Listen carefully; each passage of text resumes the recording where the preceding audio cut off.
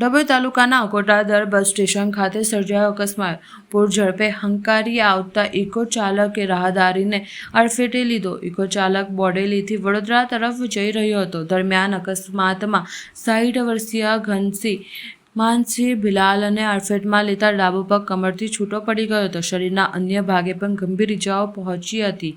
ડભોઈના અકોટાદરના રહેવાસી આરડીનું ઘટના સ્થળે જ મોત થયું હતું।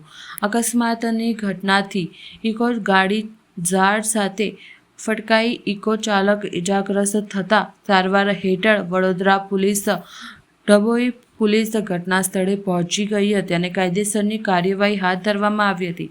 ડભોઈ તાલુકાના અકોટાદર ગામ ખાતે રહેતા ધનસિંહભાઈ માનસિંહભાઈ ભિલાલ ઉંમર વર્ષ 60ના અકોટાદર બસ સ્ટેશન પાસેથી પગપાળા પસાર થતા હતા। તે દરમિયાન બોડેલી પરથી ઇકો નંબર GJ2CA 2467ના ચાલક બોડેલી તરફથી વડોદરા તરફ જતા દરમિયાન પૂર ઝડપે ઇકો કાર અહંકારી જતા પગપાળા જતા આરડેની અડફેટમાં લેતા રોડ ઉપર ફંગોળાઈ જતા તેઓના હાથ, પગે અને કમરને તેમજ શરીરે ગંભીર ઇજાઓ પહોંચતા ઘટના સ્થળે તેમનું કમકમાટી ભર્યું મોત નિપજાવી ગયું હતું। ઇકો ચાલક સ્ટીયરિંગ પરથી કાબુ ગુમાવતા ઝાડ સાથે અથડાતા કાર ચાલકને પણ ઇજાઓ પહોંચી હતી। બનાવને પગલે પોલીસ ઘટના સ્થળે પહોંચી આગળની કાર્યવાહી હાથ ધરી હતી।